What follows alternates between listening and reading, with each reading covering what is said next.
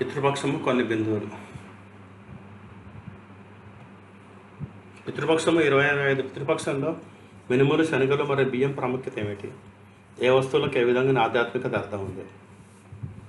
పితృపక్షం September 7 ఆదివారం నాడు ప్రారంభమై భాద్రపద మాస కృష్ణ అమావాస్య వరకు కొనసాగుతుంది.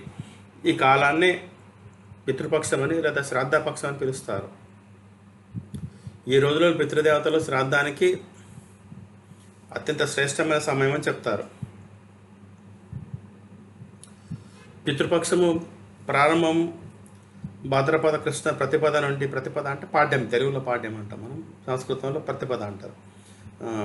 భాద్రపద కృష్ణ పాడ్యం నుండి స్టార్ట్ అవుతుంది. ఈరోజు పాడ్యమి శ్రాద్ధ చేస్తారు. చివరి రోజు భాద్రపద కృష్ణ అమావాస్య, దీనిని సర్వపితృ అమావాస్య అంటారు. పితృపక్షము 14, 15 లేదా 16 రోజులు ఉంటుంది. తిథుల సంఖ్యను బట్టి రోజులు మారుతాయి. పితృదోష నివారణ ఈ కాలంలో ముఖ్యమైనదిగా పరిగణిస్తారు. ఈ రోజుల్లో పితృదేవతలను సంతృప్తిపరిచేందుకు పిండ ప్రదానము, తర్పణము, దాన ధర్మాలు చేస్తారు. ముఖ్యంగా మినుములు, నల్ల శనగలు, బియ్యము, ఈ 3 వస్తువులకు ప్రత్యేక ఆధ్యాత్మికత ప్రాముఖ్యత ఉంటుంది. పితృపక్షంలో మినుముల ప్రాముఖ్యత. మినుములు ప్రియమైన ధాన్యమని శాస్త్రాలు చెప్తున్నాయి. మినుములు నలుపు వర్ణంలో ఉంటాయి కాబట్టి పితృదేవతలకు ఆహ్లాదకరమైనవి.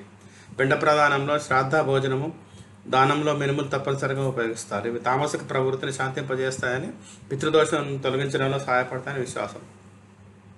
పితృపక్షంలో నల్ల శనగల ప్రాముఖ్యత.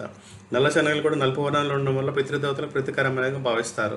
శ్రాద్ధ భోజనములు కూడా ఇన్ని వాడతారు. అలాగే బ్రాహ్మణులకు దానంగా ఇస్తారు. ప్రత్యేకంగా అకాల మరణం పొందిన లేదా అశాంతి పొందిన పితృదేవతలను సంతృప్తిపరచడానికి నల్ల శనగలు ఎంతో ప్రభావవంతంగా పరిగణించబడతాయి. పితృపక్షంలో బియ్యం ప్రాముఖ్యత.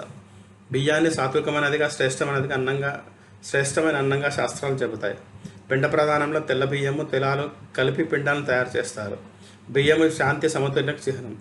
పితృదేవతల ఆత్మలకు తృప్తి కలిగించి వారిని శాంతి, మోక్షం కలిగించే శక్తి బియ్యంలో ఉందని భావిస్తారు.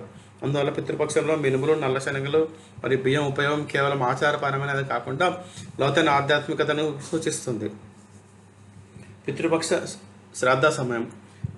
శ్రాద్ధ ఒక నిర్ణీత తిథిలో చేసినట్లే ప్రమాదము, ఆత్మహత్య లేదా ఇతర అప్రాకృతిక మరణాల వల్ల, అంటే అన్యాచురల్ డెత్స్ అనమాట, వారికి కూడా ప్రత్యేక తిథిలో శ్రాద్ధం చేయాలని శాస్త్రం చెప్తుంది.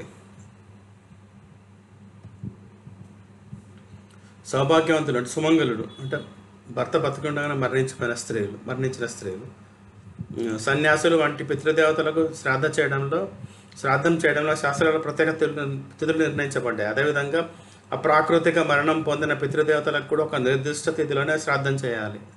ప్రత్యేక తిథి. 16 పక్షాలలో ప్రతి తిథిని తెలిసి తెలియని పితృదేవతలకు శ్రాద్ధం చేస్తారు. సౌభాగ్యవతి స్త్రీల శ్రాద్ధ భాద్రపద కృష్ణ నవమి తిథిలో చేస్తారు. అప్రాకృతిక మరణాలు అంటే అపఘాతము, ఆత్మహత్య, శస్త్రగాయము, విషము, నీటిలో మునిగిన మరణము మొదలైన వాటి పితృదేవతల శ్రాద్ధ కృష్ణపక్ష త్రయోదశి తిథిలో చేయాలని శాస్త్రం చెప్తుంది. 2025 సంవత్సరంలో ఈ త్రయోదశి శ్రాద్ధం సెప్టెంబర్ 19 శుక్రవారం నాడు జరగనుంది. శివప్రియ తిథి. ఈ రోజున అప్రాకృతిక మరణం పొందిన పితృదేవతలను శ్రాద్ధను భక్తి పవిత్రతతో ఉదయం 11 గంటలకు శ్రాద్ధం చేసేయాలి.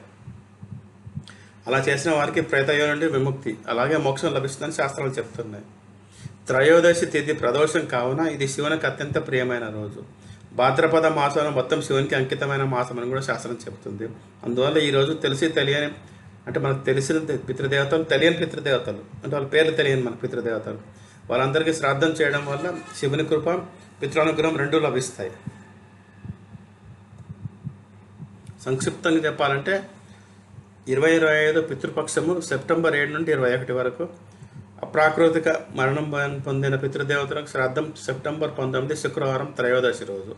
శ్రాద్ధ సమయం ఉదయం 11 గంటల లోపల. ఫలితము ప్రేతయోని నుంచి విముక్తి, మోక్ష ప్రాప్తి, శివకృప. అలాగే పితృపక్షంలో కొన్ని ఎట్టి పరిస్థితులను కొనరాని వస్తువులు. ఇనుప వస్తువులు. పితృపక్ష సమయంలో ఇనుప వస్తువులు లేదా ఏదైనా పదునైన వస్తువులు కొనకూడదు. ఇది అశుభంగా పరిగణించబడుతుంది. ఇలా చేస్తే పితృదేవతలు అసంతృప్తి చెందవచ్చు మరియు మీపై ప్రతికూల ప్రభావం పడవచ్చు. కొత్త వస్తువులు పితృపక్షంలో కొత్త బట్టలు, బంగారము, వెండి వంటి నగలు, వాహనము, భూమి మొదలైన కొనడం నిషిద్ధం. ఇలా చేస్తే పితృదేవతలు కోపగించుకొని ఈ సమస్యలు మరింత పెరిగే అవకాశం ఉంది. కొత్త ఇంటిపై కప్పు పనులు పితృపక్షంలో కొత్త ఇంటి పైన వేసే చెత్త లేదా స్లాబ్ కట్టే పనులు ఎట్టి పరిస్థితులను చేయకూడదు. దీనివల్ల పితృదేవతలు కోపగించుకొని ఇంటికి పితృదోషం కలుగుతుంది నమ్మకం. ధన్యవాదాలు.